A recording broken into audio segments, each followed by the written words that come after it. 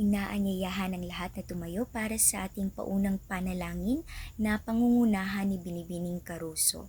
Sa ngalan ng Ama, ng Anak, ng Espiritu Santo. Amen. Isang mapagpalang hapon sa inyong lahat, class.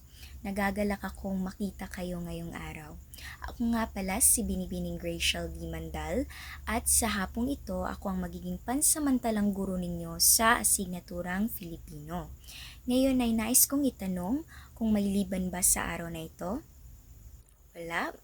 Mabuti naman kung ganon. Ako nagagalak na marinig na kayong lahat ay nandito at tiyak akong mag-e-enjoy kayo sa ating panibagong talakayan ngayong araw. Ngayon naman ay bago tayo dumako sa ating formal na pagtatalakay ay nais ko munang ilahatag sa inyo ang ating alituntunin.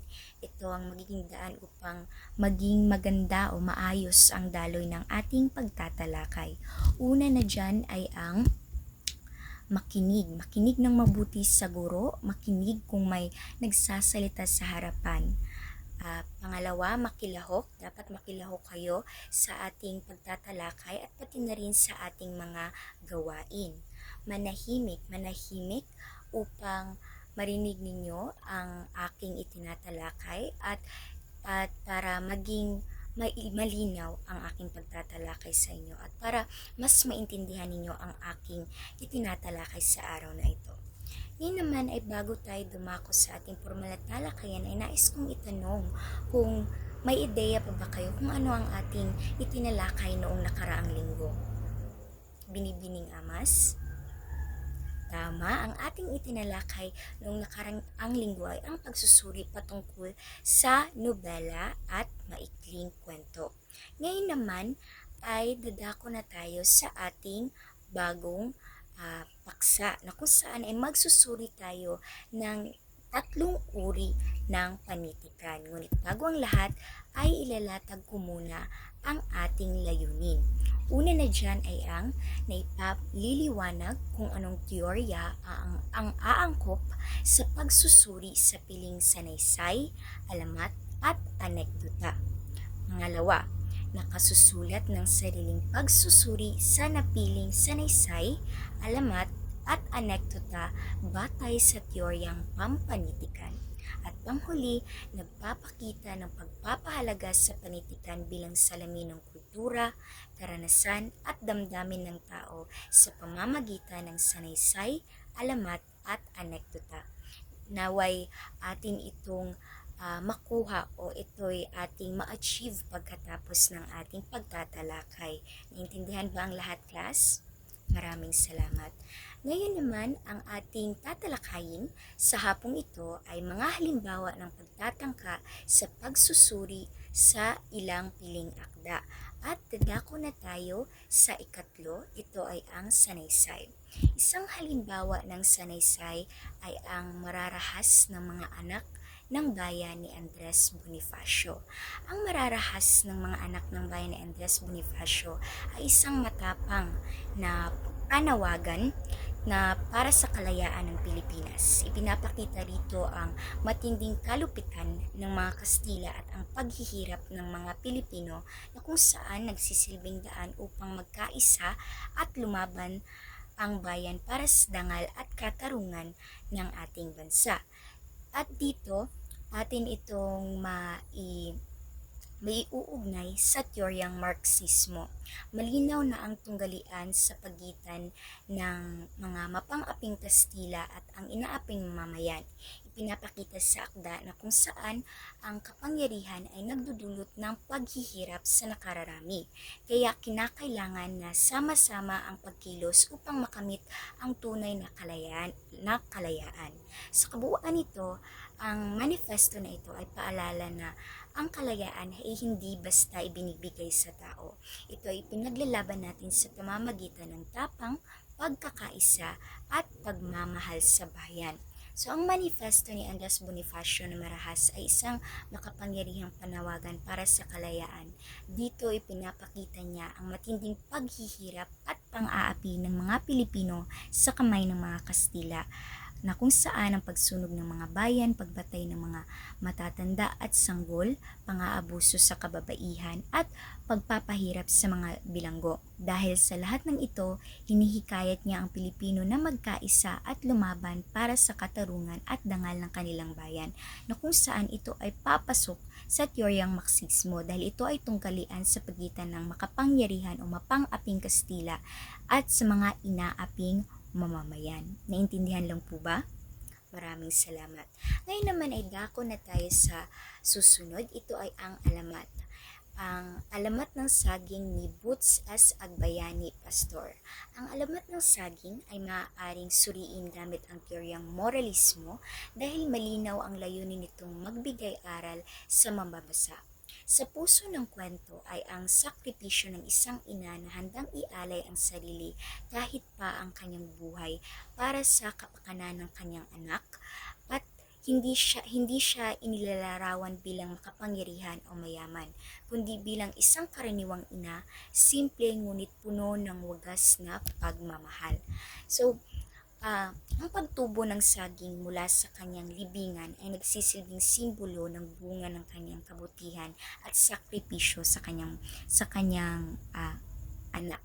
Ang magkadikit na bunga ng saging ay kumakatawan sa pagkakaisa ng pamilya, habang ang pagiging masustansya nito ay nagpapahiwatig na patuloy na pag-aaruga ng isang ina sa kanyang anak kahit siya'y pumanaw na. Sa pananaw ng moralismo, malinaw na itinatampok ng alamat ang kahalagahan o ang pagpapahalaga sa ating magulang, pagpapahalaga sa sakripisyo at pagmamahal ng pamilya, na kung saan ang mga pagpapahalagang ito ay may malalim na ugat sa kulturang Pilipino. Intindihan lang po ba? Maraming salamat. Dako naman tayo sa panghuling akda o panghuling panitikan na ating susuriin. Ito ay ang anekdota. So, si Juan Tamad sa Palengke. Sa kwento ni Juan Tamad, malinaw na makikita kung ano ang kapaligiran, pamilya at pamantayan ng komunidad ay humuhubog sa kanyang kilos at pananaw. Ang utos ng ina na dalhin ang alimango mula sa palengke patungo sa kanilang bahay ay hindi lamang simpleng gawain, kundi ito ay nagpapakita ng responsibilidad ang tungkulin sa loob ng pamilya na mahalaga sa lipunang Pilipino.